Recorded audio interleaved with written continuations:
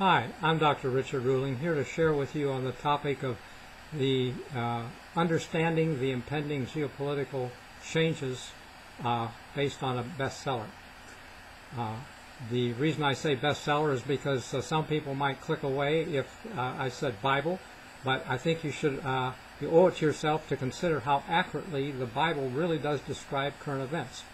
My background and credentials for sharing on this topic include actually Amazon numerous books and a Bible college background with enough courses for a religion major. This has been my special interest for a couple decades or more, and thank you for considering it.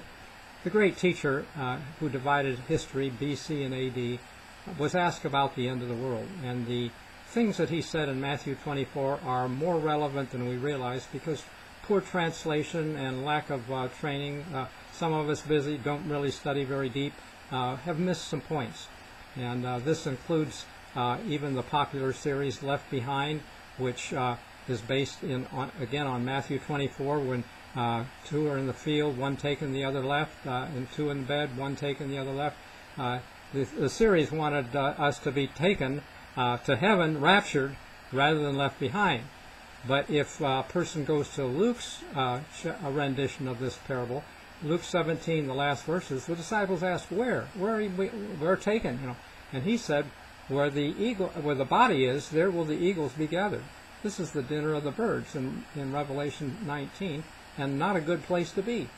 So, bottom line is that what we see in this parable could well be FEMA camps, FEMA teams picking people up and taking them where they really don't want to go. And basically, I think we've missed some signs. The last parable in this Matthew 24 is about the evil servant. And Christ didn't identify who, but we should look at the clues. And basically, in the long run, I believe this is New World Order. It's based on Revelation 13, which has three beasts. The Bible represents governments or nations as beasts of prey. We sense that sometimes because of the wars they cause and the taxation and abuse of their populace. We all want better rulers, but we end up with what happens. So let's look at those three beasts in Revelation 13. Early Americans believed and were pretty unanimous that the first beast was the papacy, which they had fled from the old world for freedom of religion and speech in the new world. And they were willing to brave death at the high seas, death from Indians or starvation, in order to have that freedom.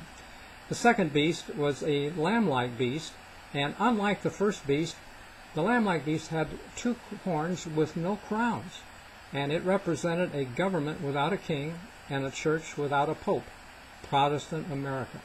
It brought fire down from heaven like Nagasaki, Hiroshima, atom bomb, and caused the world to make an image or look-alike to the first beast, the papal beast. That was old world order. We're making new world order. Okay, so Bible is very relevant to what is happening. It's just that we don't see it because a lot of it is secret societies and things happening behind the scenes. A swamp that isn't clear in Washington, D.C. that is really hard to drain, as President Trump is finding.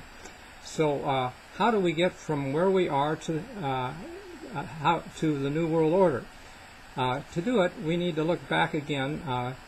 Historically, this was a Protestant country, but the papacy, when they lost supremacy in the old world, Jesuits planned cleverly to take control of this country, and the Civil War even was an evidence of an effort to split this country. The Pope was the only foreign entity to recognize the illustrious president of the southern states, Jefferson Davis. And when Charles Chiniquy, a former priest who got out of the priesthood, wrote his book, 50 Years in the Church of Rome, he saw the hatred of the Jesuits for Abraham Lincoln in a courtroom where Lincoln was defending Chiniquy because he'd been framed, and he knew that Lincoln was a dead man. But he said in his book, 50 Years in the Church of Rome, that Jesuits were already in control of many large cities in this country. Well, fast forward to the time of JFK, wouldn't cooperate with a Catholic plan for a regime change in Vietnam and was unwilling to go to war. He had to be removed. And fast forward again, let me just say this, that the World War II was by Hitler, but also the concordat that the Pope signed with Hitler would make the world Catholic if Hitler won. So Spain and Italy, both Catholic nations, joined on the side of Hitler. And after the war, the sentiment was so strong against the Catholic Church that President Truman was unable to appoint an ambassador to the Vatican. But fast forward to Reagan, and after he took a bullet, he decided to cooperate, made an ambassador to the Vatican, opened the southern border, even made, in Rex 84, 1984, he approved of FEMA camps. These were for illegal aliens, ostensibly at that time, but today we find everything has changed. The illegal aliens are just fine here. But now, Bible believers, fundamentalists, prophecy people like myself would be potentially domestic terrorists, according to the Department of Homeland Security, under the CIA. And who is the CIA? If you Google it, it's Catholics in Action. They've had Catholic leadership. And now I'm not Catholic bashing in the sense that I do believe that there are many sincere Catholic Christians. I believe there'll be more Christians in heaven of the Catholic faith than any other denomination, simply because there are more of them. God honors our best effort, and when people try to do the best they know, that's fine. But it's just that the church does very little to educate them. I spent a summer in South America in 1960, Venezuela, Colombia, and I saw a Catholic demonstration, actually a communist demonstration, when the president of Cuba arrived, and I was told that Catholicism is fertile ground for communism because the people are ignorant and poor, and communism promises them so much. They've done so little to educate their people down there. They all want to come to America, the land of opportunity, but it was a Protestant nation originally. Now we're about 50-50, and we're losing the battle in that area because Daniel 11 says, in the time of the end, the king of the north, which is Babylon, which is the papacy, shall overflow the king of the south. Egypt was the king of the south historically, and they killed babies, but we have aborted 60 million babies. We are worse than Egypt. We've enslaved more people than Egypt ever thought of through tobacco, alcohol, drugs, prescription drugs being a leading cause of death. People are in bondage to food, fashion, fiction, greed, gambling, sex, perversion, TV, violence, you know it. We're ripe for judgment, okay?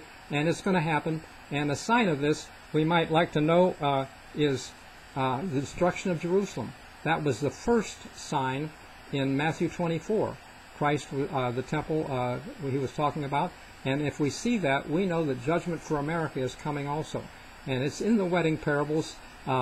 I would say, basically, it would be great if people who are interested and want more information could get a book on the destruction of Jerusalem, go to Amazon, and scroll down three covers to where you see a wedding, also on the front cover of a destruction of Jerusalem, and get that book, read it. It will help you to understand the forces behind the scene and what to do and how to be ready. Basically, we've misunderstood the wedding parables as a rapture. It's not about a rapture. God afflicted Egypt with judgment, took them to a covenant at Sinai, and later said, I'm married to you. Paul said all those things happened for examples written for us at the end of the world. So that's how we marry the bridegroom and the wedding parables. And God is looking for a mature bride, not some Jesus is going to save me regardless of what I do. We need to understand better. And thank you very much for giving it a look. I look forward to seeing you at the top. Bye-bye.